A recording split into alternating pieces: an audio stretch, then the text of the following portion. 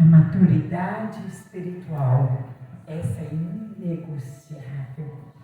E hoje eu vou estar ministrando sobre Ana. Ela que vai nos ensinar essa noite sobre a maturidade espiritual. Eu confesso para vocês que essa mensagem, ela abriu muito o meu entendimento. Essa tarde inteira eu meditei sobre essa mensagem. Eu quero dividir ela com vocês, porque com certeza Deus vai falar aos nossos corações, ao seu coração, como falou ao meu. Amém? Em nome de Jesus Cristo. Quanto nós precisamos de maturidade espiritual. Hoje nós estamos vendo a imaturidade espiritual baseada em quê? Porque as pessoas se enchem de conhecimento de forma errada. Um conhecimento imaturo, que não está dando respaldo, não está aprimorando a maturidade espiritual na vida das pessoas. E nós vamos aprender nessa noite com Ana. 1 Samuel 1, do 9 ao 18. Assim diz a palavra do Senhor. Então Ana se levantou depois que comeram e beberam em Siló, e Eli, o sacerdote, estava sentado numa cadeira junto a um pilar do templo do Senhor. Ela, pois, com amargura de alma, orou ao Senhor e chorou abundantemente. E votou um voto, dizendo: Senhor dos exércitos, se benignamente atentares para a aflição da tua serva e da tua serva, te não esqueceres, mas a tua serva deres um filho, varão, ao Senhor o darei por todos os dias da sua vida, e sobre a sua cabeça não passará navalha. E sucedeu que, perseverando ela em orar perante o Senhor, Eli fez atenção à tua boca, porquanto Ana no seu coração falava, e só se moviam os seus lábios, porém não se ouvia a sua voz, pelo que Eli a teve por embriagada. Ou seja, o sacerdote dela, o pastor dela, o sacerdote Eli, a julgou como embriagada. E disse-lhe Eli: até quando estarás tu embriagada? Aparta de ti o vinho. Ou seja, ele estava julgando. Seu próprio líder falou com ela: por que você não larga o vinho, mulher? Você está embriagada. Porém Ana respondeu e disse: não, Senhor meu.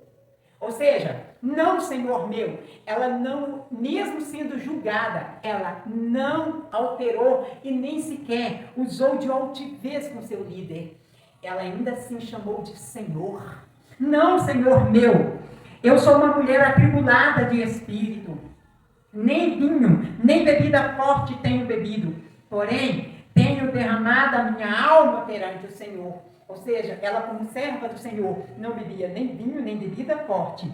Não tenhas, pois, a tua serva por filha de Belial, porque da multidão dos meus cuidados e do meu desgosto tenho falado até agora. O sacerdote Eli não sabia o quanto doía a alma daquela mulher. Entendeu? Quantas das vezes nós sentenciamos pessoas e não sabemos da vida, do momento que aquela pessoa está atravessando, não é?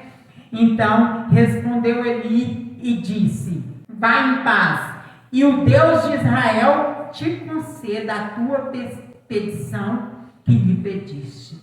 Disse ela: acha tua serva graça em teus olhos.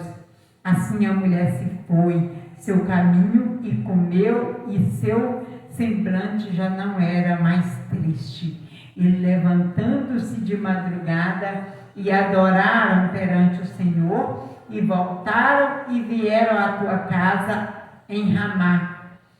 Eucana, ou seja, coabitou com Ana e sua mulher, e o Senhor se lembrou dela. Ou seja, ali naquele momento, ela com certeza, de uma mulher estéril, ela começou a gerar. Ela gerou Samuel. Amém? Então, gente, eu vou falar com vocês, nós vamos adentrar a maturidade espiritual de Ana.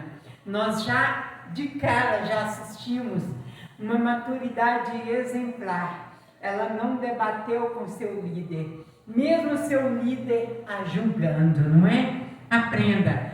Ana nos ensina que Tem coisas que são inegociáveis. A primeira coisa que aprendi com Ana nessa passagem, que é inegociável nossa congregação, ou seja, e nossa liderança.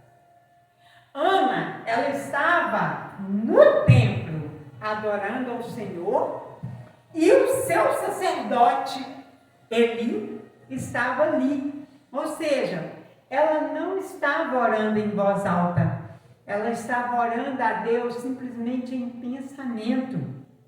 E o que o sacerdote Eli fez? A julgou por embriagada, achando que ela tinha bebido e estava embriagada. E a maturidade espiritual de Ana, ela nos ensina neste momento. Ensina o quê? Através dessa ministração, através dessa mensagem que eu estou ministrando para vocês, eu recebi uma maturidade que jamais negociarei. Sabe qual é? Vamos lá. A primeira postura, ou seja, a maturidade de Ana, é nos mostrar que o templo em que ela congregava era inegociável. Gente, Ana, ela poderia nesse momento de ter ouvido tamanho julgamento, né, do próprio líder dela. O que você faria? Você obviamente sairia do templo e faria o que? Já ia direto para outro templo, congregar em outro lugar, porque aquele líder já não vale mais nada. Não é verdade? Se inicia pelo trajeto extenso que ela atravessava. Gente, vamos lá. Você tem ideia do trajeto que Ana percorria para ir até o templo? Pois eu vou falar com vocês. O trajeto extenso que ela atravessava da região montanhosa da tribo de Efraim, chamada de Ramataim Zofim, era de 8 quilômetros, cerca de 1 dia a 2 dias andando a pé. Ou seja, ela andava de 1 a 2 dias a pé para chegar ao templo. E o seu líder, o seu sacerdote, ainda julga de embriagada. Ela estava ali, gente, atribulada de alma. Você sabe por quê? Eu vou falar, porque ela era estéril. E o seu marido estava com outra mulher. E isso para ela, para a sua maturidade espiritual, eu vou te falar, o templo para ela era inegociável. A liderança para ela era inegociável.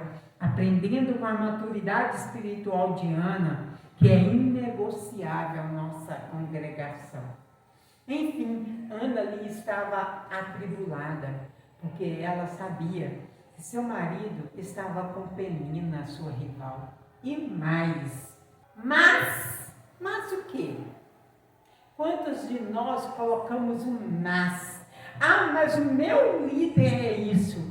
Ah, mas a minha liderança é essa. Ah, o templo é esse. Porque você quer dar justificativa para negociar o inegociável. Aliança de Ana, alianças que ela firmava, era algo extraordinário. Então, Ana, nós aprendemos aqui que Ana, ela firmou uma aliança, e isso para ela era inegociável. Nós vimos aqui que mesmo no momento que ela foi julgada pelo seu líder, ela confessou para ele que ela queria gerar. E mais, ela falou o que em oração?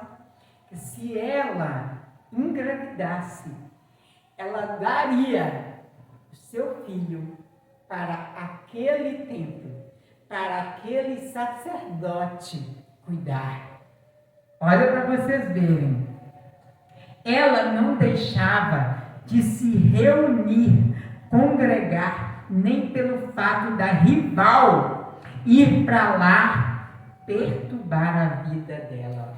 Que rival? Penina, ou seja, a própria amante do seu marido. Quer mais? Essa agora vai pegar muita gente que negociam, ou seja, que negociaram o inegociável. Essa vai pegar. Sabe por quê? Ana foi julgada pelo seu próprio líder. O sacerdote Eli a julgou de embriagada quando ela pedia a Deus um filho. Ali naquele momento, gente, eu falo com vocês, eu até me emociono em dizer que eu estou me colocando naquele lugar, naquele momento de Ana. Ana, ela estava extremamente ferida, ela estava machucada, ela estava atribulada de alma. Ou seja, o que é para uma mulher que não podia gerar, que era estéril, sabendo que o seu marido tinha um amante que dava para ele filhos e ela não podia. Ela tinha atravessado praticamente 2 dias andando de casa até o templo para pedir a Deus: Deus, me dá um filho. E bem diante dela, o seu próprio sacerdote, o seu próprio líder ajudando. Enfim, eu falei que aqui muitos iriam ser pegos através dessa falsa justificativa que nos leva a negociar o inegociável. Maturidade espiritual é o que nós precisamos nos revestir. E essa noite eu confesso para vocês que eu estou adquirindo, recebendo de Ana essa maturidade espiritual. Assim, o sacerdote libera a profecia, que o Senhor libere a petição que fizestes.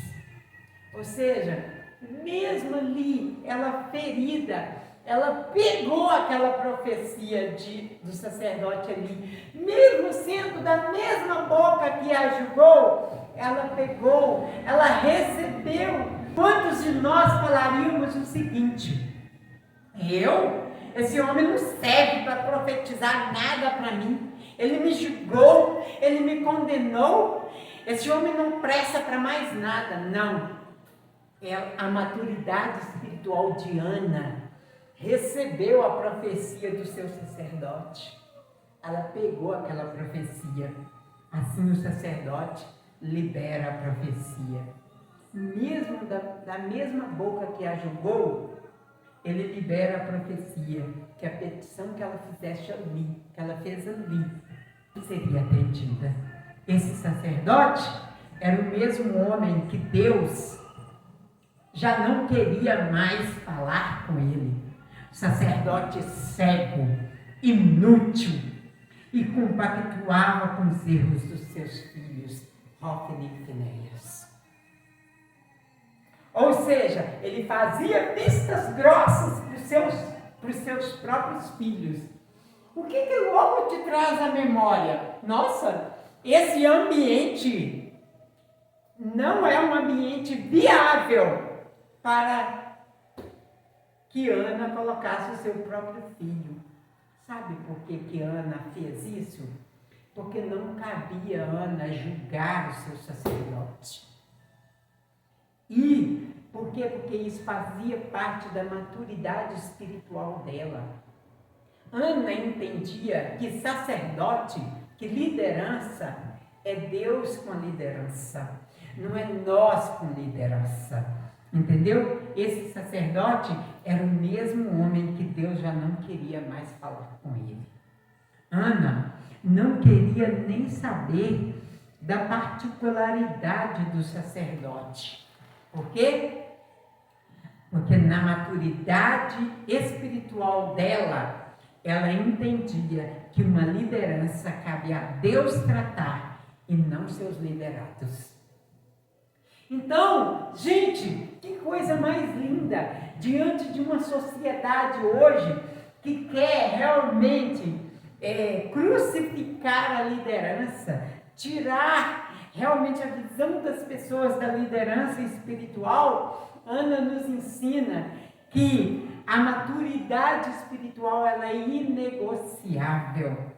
Se ele é meu líder, uma palavra dele vale para mim, independente da circunstância que ele se encontra. Gente, que coisa mais linda! Sabe por quê? Porque Ana confiava em Deus. Ela estava pouco se importando que o sacerdote Eli ali era um ser inútil. Já não tinha mais valia nenhuma. Mas enfim, mesmo nesse ambiente improvável.